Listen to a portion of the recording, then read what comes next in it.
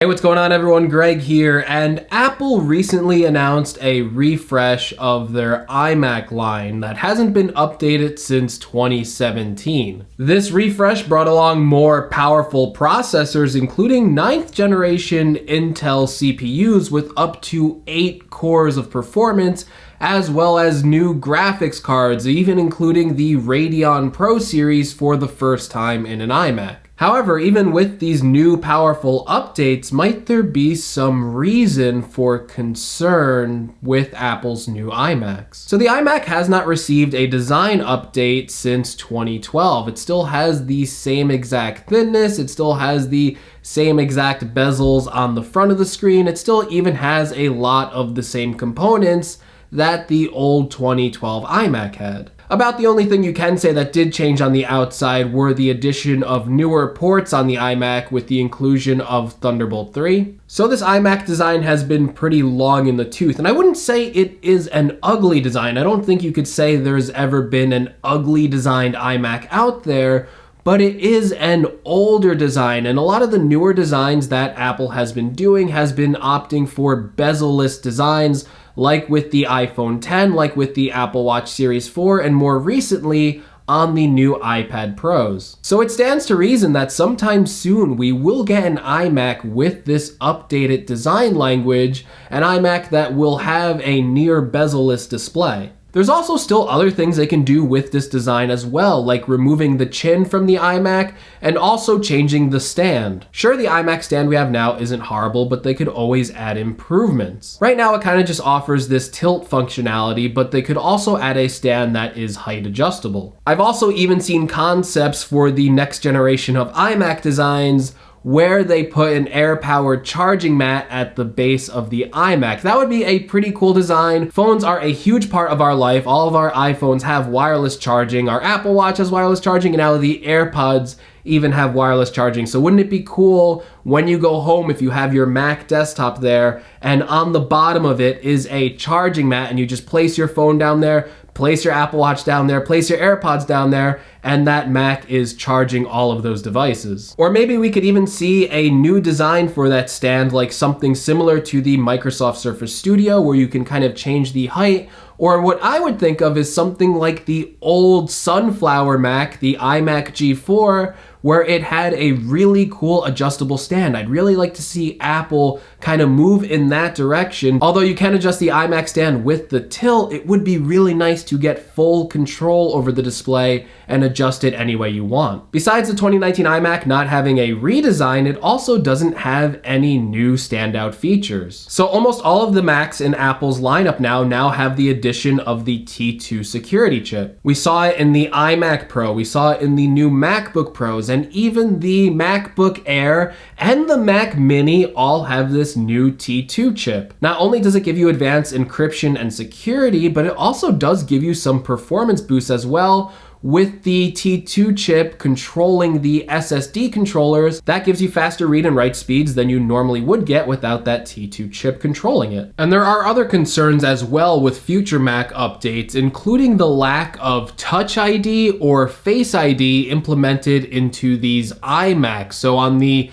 MacBook Pros and on the MacBook Air, we do get the Touch ID sensor embedded into the top right of the keyboard. And even with future Mac designs, we are expecting Apple to fully shift over to Face ID. So the fact that the 2019 iMac doesn't come with any form of biometric security does make it feel like it is a product of the past and not a current generation Apple product. There's also no True Tone display in this new 2019 iMac, and I thought that was something they were going to easily add to it. Sure, you might think that you might not need that True Tone display because your iMac kind of always sits in the same place, but if you have windows inside of your office, the lighting conditions are constantly changing. Even if you turn your light off or if you have your light off, it can create a very different lighting condition for that room. Although many video and photo editors might not appreciate a True Tone display, I certainly would, especially when I'm browsing websites or reading something on my Mac. It definitely makes it much more comfortable on your eyes. There's also nothing like a keyboard change for the addition of a touch bar. Now, I'm not even sure if Apple will continue making the touch bars,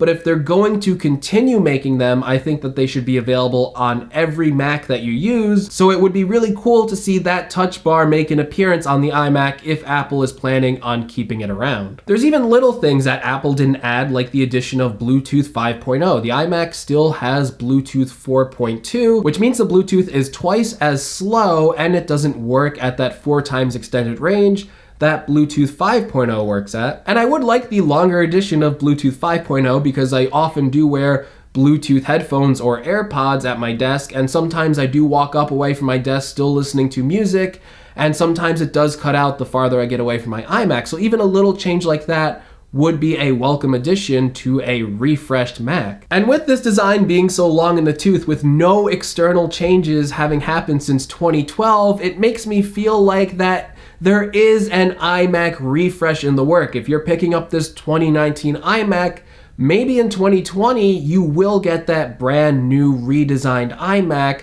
So if you just waited one more year, you could be missing out on a redesign that you really, really like. Although with that redesign, expect the price to increase. So maybe you are better picking up the 2019 iMac over the 2020 or potential future iMacs that do have a design refresh. Now, my biggest cause for concern with the 2019 iMac is that the CPU and GPUs have increased so much since 2012, but the internal design of these iMacs have not changed. So although you can get a Core i9 processor on the 2019 iMacs, and hypothetically that 2019 iMac with that 8-core 5 GHz processor should be faster than the baseline entry-level iMac Pro. The single-core performance on Geekbench should be 6,210, and the multi-core performance should be 30,868 for the 2019 iMac. Compare that to the baseline iMac Pro with a single-core score of 5,059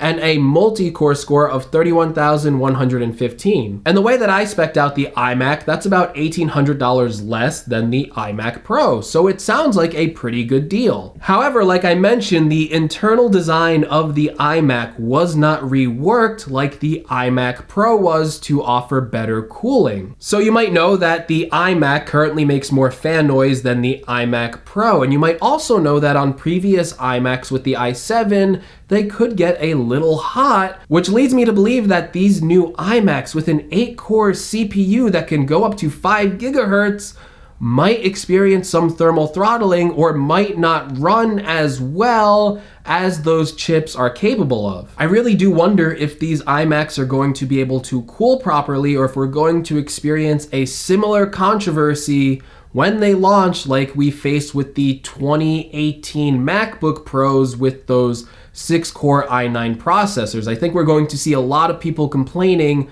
about the thermal throttling performance. Hopefully I'm wrong about that, or hopefully even if there is thermal throttling, which I'm sure there will be at least a little bit, hopefully it's not as bad as to affect performance in the new iMacs. Especially considering that these new iMacs also can be paired with a Radeon Vega 46, so I think that GPU might also create a little more heat than the previous Radeon 580s. Now listen, I don't want to prejudge this iMac based on my fears of this thermal throttling, and there's also some other benefits to this iMac design that I still do like, especially on the 27-inch version, where you can still easily access the RAM card door slot. So if you want to upgrade your own RAM, you do have that option. If Apple does ever redesign the iMac to include things like the T2 security chip, we might not see user replaceable options for things like RAM. And I personally did order the i9 and the Vega 46 GPU, so I have the top level iMac configuration shipping over here, so hopefully I will be able to test out and see if there are any causes for concern of thermal throttling with the 2019 iMac. Alright, enough about what I think though. Let me know what you think in the comments below. Are you concerned about thermal throttling on the 2019 iMac? Are you also concerned that maybe Apple is going to refresh the design of the iMac in 2020? Also, let me know, what other features would you like to see come to an iMac? How would you like to see it redesigned when Apple does redesign it? If you want to support the channel anyway, make sure you check out the affiliate link in the description, as well as a link to the Greg's Gadgets merch store where you can buy some awesome t-shirts. If you want to connect with me anyway and ask me some questions, make sure you check out the Greg's Gadgets Discord or follow me on my Twitter or Instagram. The links will be in the description. And if you like the video, make sure you give me a like. If you want to see more from my channel, make sure you're subscribed, including a review of that 2019 iMac coming soon. And as always, I will see you all in the next video. Take care, everyone.